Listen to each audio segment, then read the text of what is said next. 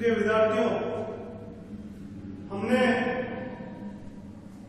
हिंदी साहित्य के द्वितीय प्रश्न पत्र की यूनिट पहली जो गगन उपन्यास से संबंधित है उसके 17 अंक हमने पढ़े थे।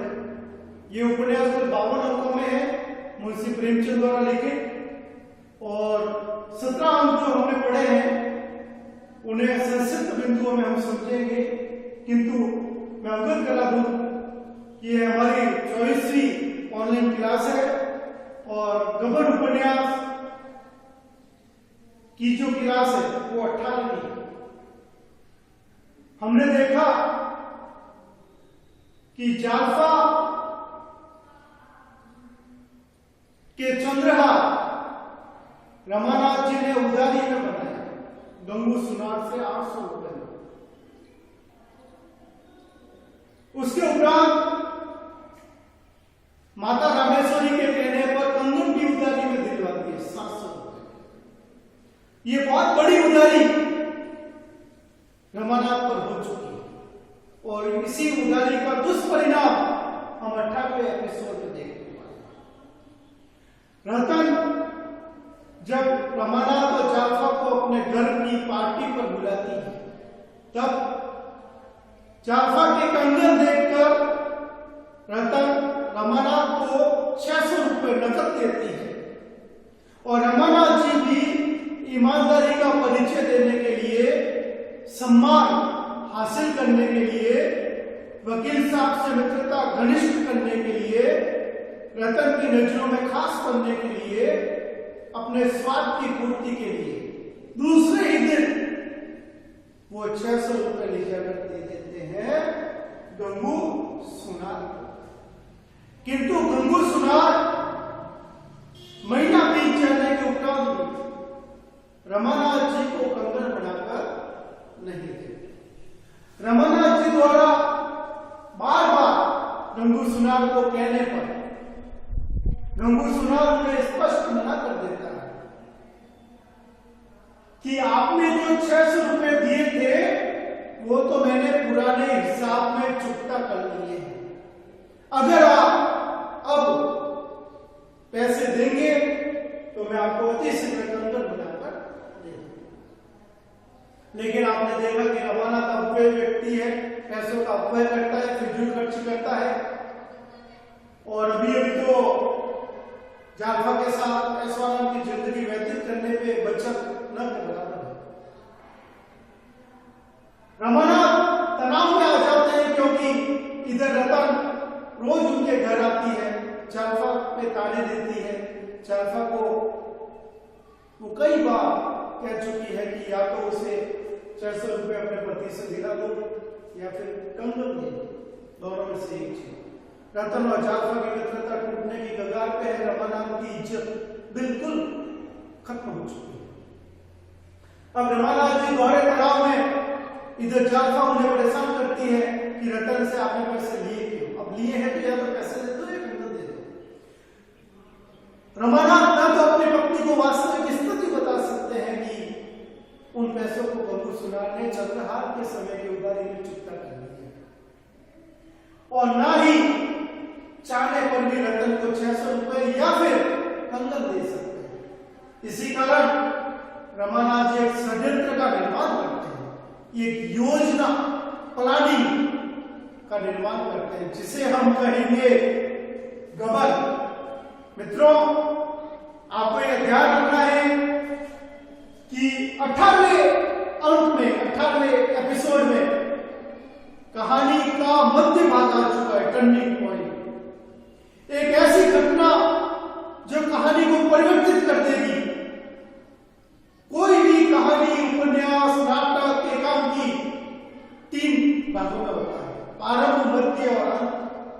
हम गबन उपन्यास का प्रारंभ मानेंगे पहले अंक से लेकर 17वें अंक तक। अब गबन का मध्य भाग प्रारंभ होने जा रहा है। एक ऐसी घटना जो कथानक को बिल्कुल परिवर्तित कर देगी और वो मध्य भाग कई समय तक चल के कहानी को समापन की ओर ले जाएगा।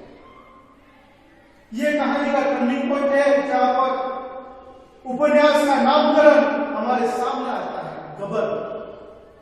अब हमें ये चीजें क्लियर हो जाती है कि गबन कौन कर रहा है, कहां पर कर रहा है, क्यों कर रहा है और इसके परिणाम क्या है। वापस कहानी पर आते हैं। रमानाथ जी एक षड्यंत्र अथवा योजना का निर्माण करते हैं रतन की सहानुभूति लेने के लिए। रतन से परेशान होता, रतन के 600 रुपए चुकाने के चक्कर में अर्थात देने के चक्कर में। रमानाथ की ये योजना सिर्फ काल्पनिक है, इसे हम अगले एपिसोड में देखेंगे कि ये योजना पूरी होती है अथवा नहीं होती है। रमानाथ जी अपने मानसिक पटल पर एक योजना बनाते हैं कि वो ऑफिस के रुपए जो 800 रुपए के तकरीबन हो सकते हैं उनको इकट्ठा करेंगे, बड़े बाबू के पास वो पैसे जमा नहीं कराएंगे, क्योंकि रमानाथ जी का कार्य भी यही है ऑफिस दफ्तर के अंदर कि प्रतिदिन की जो आय होती है रमानाथ जी उसको इकट्ठा करते हैं। शाम के समय जब ऑफिस से छुट्टी होने वाली होती है वो पूरा लेखा जोखा बड़े बाबू को सुपुर्द करके अपने घर रवाना हो जाते हैं। रमानाथ जी योजना बनाते हैं कि एक दिन वो पूरे पैसे इकट्ठे करेंगे 600 रुपए से अधिक और बड़े बाबू को जमा नहीं करवाएंगे और कोई बहाना करके ऑफिस के रुपयों को, सरकारी रुपयों को अपनी जेब में डाल के घर चले जाएंगे और फिर वो पैसे लेकर, वो रुपए लेकर वो रतन के पास जाकर उसका विश्वास अर्जित करने का, जीतने का प्रयास करेंगे।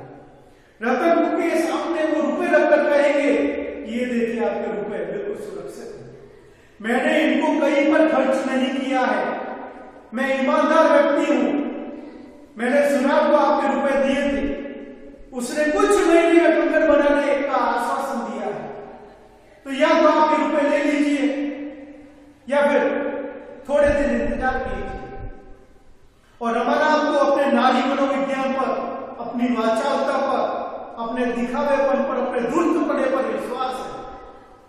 उसके मन में ये स्थायी हो जाता है भाव कि वो कैसे भी करके रतन का विश्वास अर्जित कर लेगा, रतन को मूर्ख बना देगा।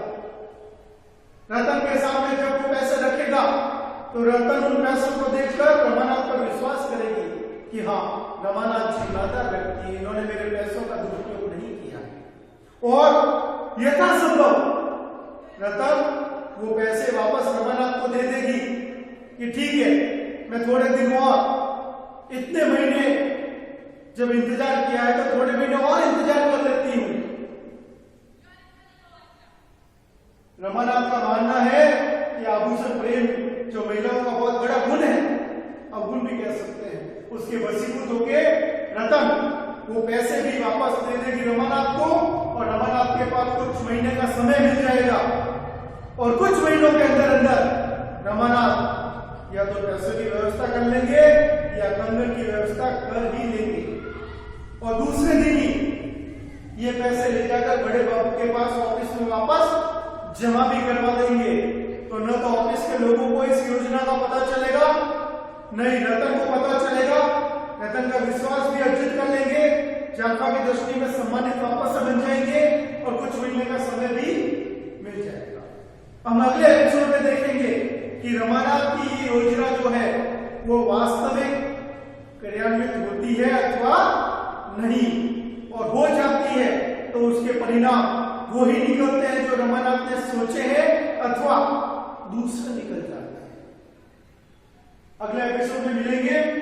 जब तक आप गबन उपन्यास के जितने भी एपिसोड मैंने पढ़ाए हैं उनको पढ़ने की कोशिश कीजिए। गबन उपन्यास हमारे 100 अंकों में से 40 अंकों से ऊपर के